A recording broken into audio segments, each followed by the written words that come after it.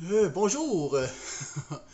Bon, je voulais faire une petite vidéo aujourd'hui parce que je viens d'écouter, dans le fond, je viens de lire qu'est-ce que ce serait supposé nous payer, nous coûter en impôts l'année prochaine pour le PCU que tout le monde a reçu cette année dans le cadre du COVID-19. Bon, il y a des informations je dis pas qu'elles sont fausses, là, mais qui sont peut-être alarmistes. Bon, premièrement, chacun a une histoire personnelle en impôts. Donc, si vous avez des enfants, si vous avez des jeunes comme en garderie, si vous avez un immeuble, si vous êtes un travailleur autonome, bon, chacun a son histoire différente, fait que chacun va payer selon son assiette fiscale préétablie d'avance, qui vous payez d'habitude. Là. Donc, si vous avez plusieurs crédits qui embarquent là-dedans, ben vous allez payer moins cher automatiquement. Euh, j'ai lu sur Internet, mettons que l'exemple type d'une personne qui gagnerait 25 000 par année, puis qui aurait eu 12 000 de PCU, payerait pour le PCU un total de 3 033 Bon, dans les faits, c'est vrai. C'est vrai que ça va coûter ça. Par contre, il faut prendre dans l'équation aussi que si on gagne 25 000 habituellement dans l'année, on va payer de l'impôt pour 25 000 de l'année aussi. Donc oui, le, le pourcentage de plus que l'on a à cause de la PCU va coûter 3 033 d'impôt, c'est vrai. Mais ce qu'il ne faut pas oublier, c'est que durant le temps qu'on était en PCU, le temps durant qu'on recevait ces chèques-là, habituellement, ben, on travaillait pas ce temps-là. Donc, quelqu'un qui gagnerait habituellement 25 000 dans son année va gagner cette année environ 12 000 déclarés, 12 000 à l'emploi et 12 000 en PCU, ce qui va donner à peu près approximativement la même chose que l'année dernière. Donc, c'est pas 3 000 de plus qu'on va payer. OK? Ça va être 27%. Ça, c'est le taux d'imposition. Le taux d'imposition à 25 000 mais il a déjà payé là-dessus.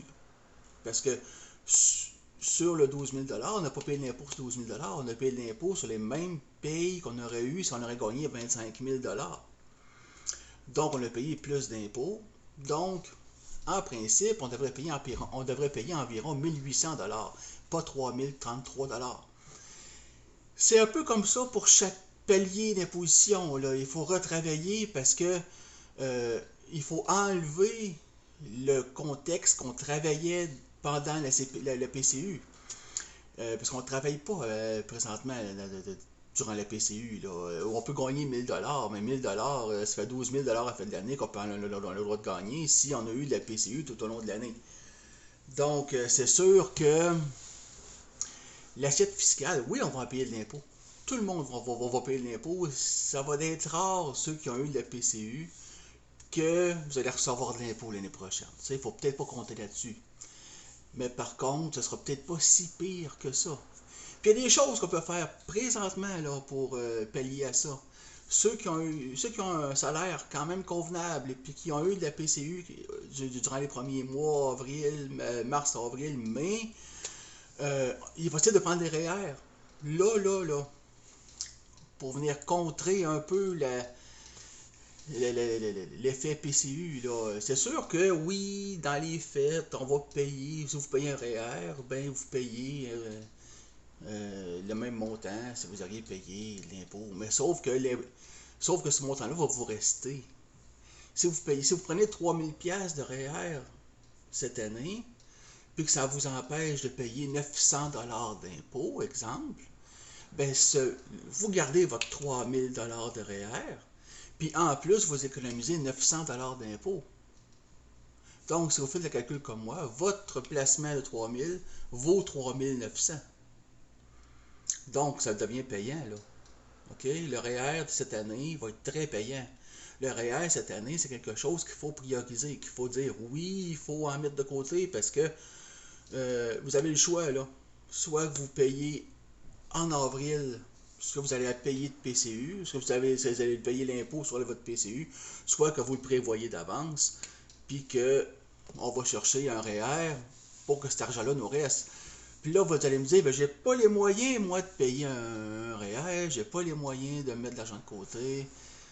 C'est faux. C'est faux. Puis je vais vous dire pourquoi que c'est faux. Là, vous allez encore me dire, ben, viens faire mon budget, c'est sûr. C'est pas là l'idée, là. OK? L'idée, c'est qu'au mois d'avril, vous allez payer une facture d'impôt. OK? Il n'y a personne qui va s'en sauver. Là. On a eu le PCU, c'était le fun, on a eu notre argent. Ça sera pas si pire que ce que les gens disent là, dans les divers médias, mais on va en payer quand même. Donc oui, il faut le prévoir tout de suite.